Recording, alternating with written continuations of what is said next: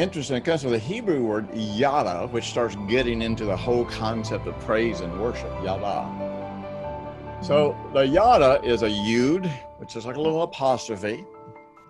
It's a Dalet, which is a picture of a door. And it's the Ayin, which is the perception thing, the way you see things.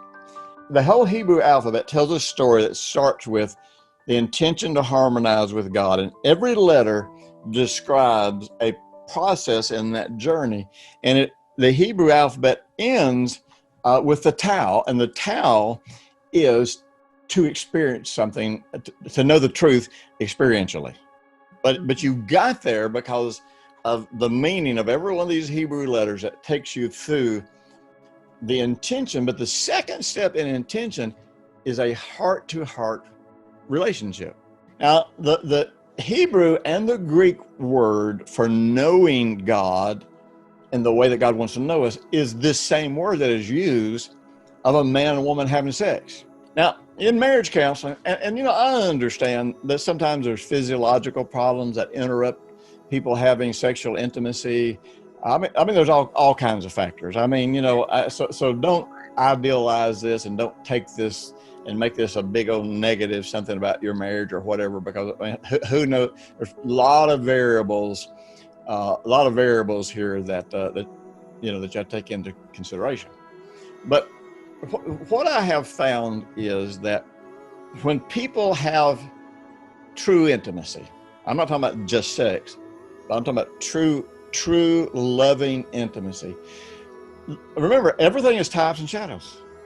Number one, there is nakedness. What is nakedness? Removing all boundaries. This means I am being open. But it also is an intimacy because, and this is one of the types of marriage, is that I am going to share with you what I'm not sharing with anybody else. Mm-hmm. This is one of the reasons young people today, you know, I don't remember the stats on this, but it is really high of the percentage of young people that before they date somebody, they want to have sex with them first.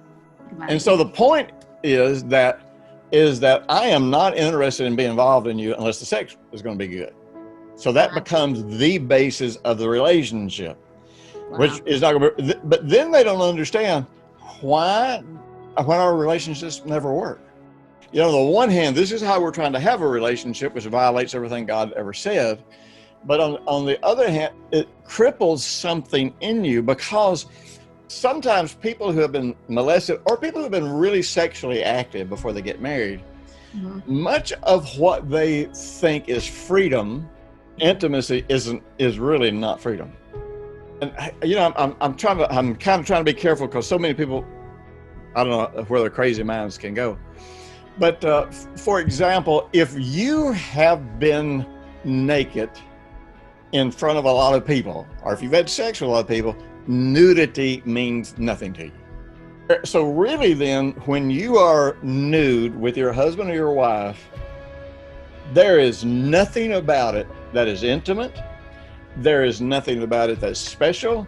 There is nothing about it that says, we're going to go to a place that is different than anything I'm going to do with anybody else. Now, you can recover that if you've had an immoral life, you can recover that. Sure. But the problem is, we don't even think about recovery. We just kind of think, I'm free. So, you know, the first type is in nudity. Now, nudity not only comes down to intimacy in that I am going to be with you in a way that I'm with nobody else, but nudity gets into that Hebrew word, and I won't go into all this, you know, where Solomon was creating this metaphoric concept of God opening his heart, or Solomon was opening his heart to this woman that he was in love with. And he in the language pictured it like ripping the bark off of a tree. In other words, I'm going to so bare myself to you that honestly it would kill me. I would die. You could kill me from the way you treat me. I'm going to make myself so vulnerable to you.